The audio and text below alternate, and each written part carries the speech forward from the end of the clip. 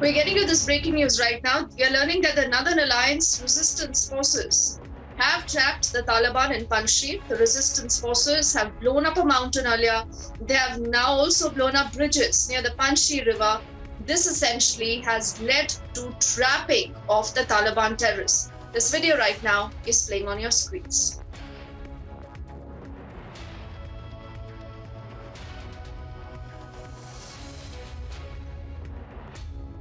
So this is a video right now that you look at on your screens, which really tells you the kind of resistance the Taliban forces are also facing.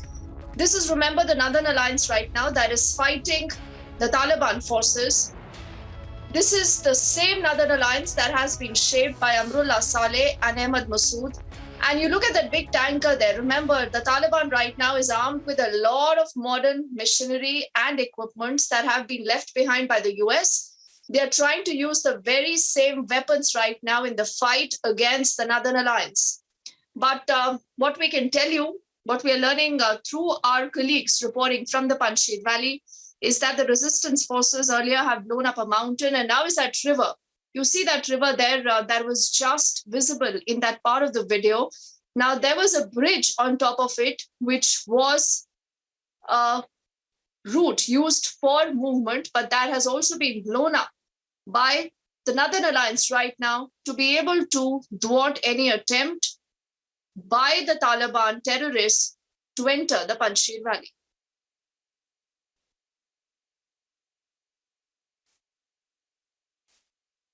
So Taliban terrorists have been trapped in the Panjshir Valley. All this happening at a point where the ISI chief, remember, is also in Kabul. And the world now knows who stands with the Taliban, who really is providing the assistance right now to the Taliban. Brigadier Jamwal, I'm told, is joining us on the broadcast right now. Brigadier, very good evening to you. How do you look at this entire fight by the Northern Alliance versus the Taliban? Now, we are playing out a video right now, Brigadier, on our screens where the Northern Alliance has actually trapped these terrorists from the Taliban close to a river and close to a mountain, and they've actually blown up a lot of access routes leading to the Panjshir Valley. Yeah, in fact, this is not exactly only Taliban. There is a direct involvement of the Pakistan Army as well as the ISI. And the Northern Alliance fighters, obviously they are no novices. What they have done is a standard technique of isolation. You see, what they have done is they have isolated them, trapped from both the sides.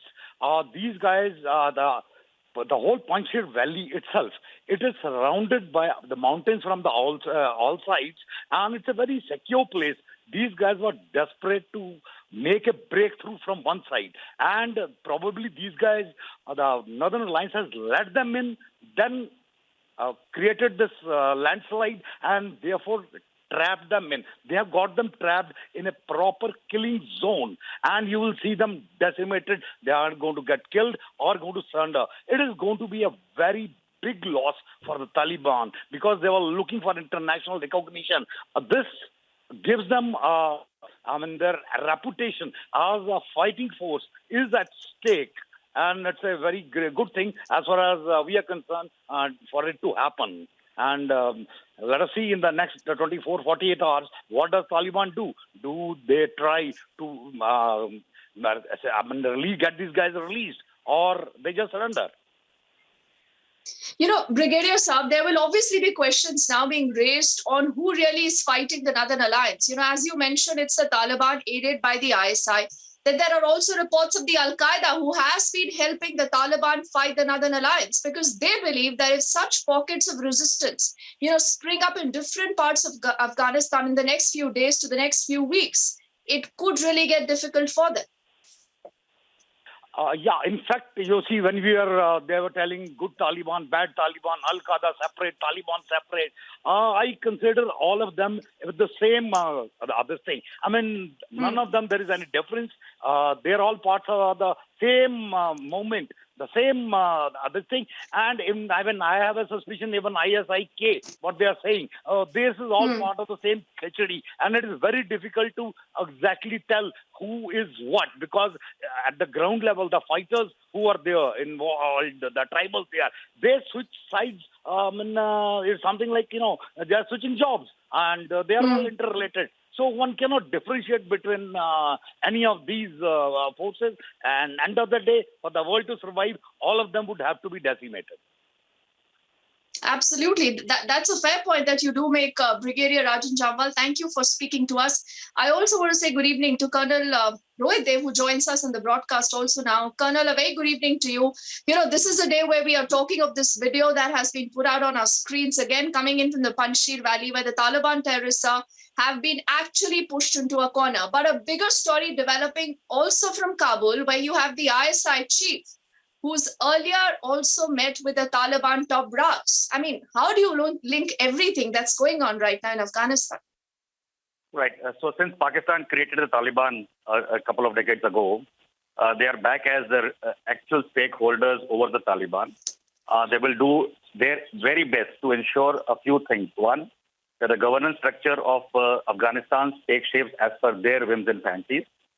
They are able to get the mandate to put their Al-Qaeda and other representatives into this government. They will ensure that all the American hardware which is currently lying in Afghanistan is also made available to Pakistan in the garb of providing training avenues to the Afghan army. They are also active already in terms of quelling the resistance by sending in their troops and their expertise. And they will enhance that even in the Panjshir Valley and beyond. They will also be looking at how to get the monies in as part of investment from Chinese place.